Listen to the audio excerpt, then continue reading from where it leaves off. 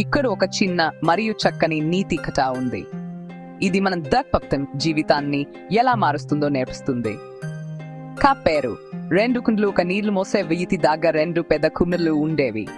అతను వాటిని ఒక కర్రకి ఇరువైపులా కట్టి తన భుజంపై మోస్తూ నదిండి ఇంటికి నీళ్లు తెచ్చేవారు. మొదటి కుండ్ ఇది చాలా పరిష్టంగా ఉంది. నది నుండి ఇంటికి వచ్చేసరికి నీళ్లు నిండుగా ఉండేవి. 2 కుండ్ దీనికి ఒక చిన్న చిల్ల ఉంది. దానివల్ల ఇంటికి వచ్చేసరికి సగం నీళ్లు కారిపోయేవి.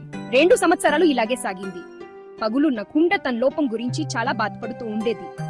ఒకరోజు అది ఆ వ్యక్తితో ఇలా అంది, నన్ను క్షమించు, నా వల్ల నువ్వు పడే కష్టానికి సరైన ప్రతిఫలం దక్కక్కర్లేదు. నేను సగం నీటిని దారిలోనే వదిలేస్తున్నాను.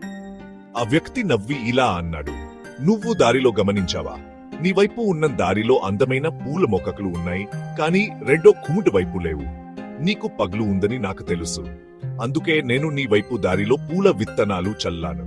ప్రతిరోజు మనం తిరిగి వచ్చేటప్పుడు నువ్వు ఆ మొక్కలకు నీళ్లు పోశావు. ఆ పూల వల్లే ఈరోజు మన ఇల్లు ఇంత అందంగా ఉంది. నీలో ఆ లోపం లేకపోతే ఈ అందం ఉండేది కాదు కదా. నీతి మనలో ఉండే బలహీనతలు లేదా లోపాలు ఒక్కోసారి మనకు తెలియకుండానే ఇతరులకు మేలు చేయవచ్చు. మన్ని మనం తక్కువ అంచనా వేసుకోకూడదు.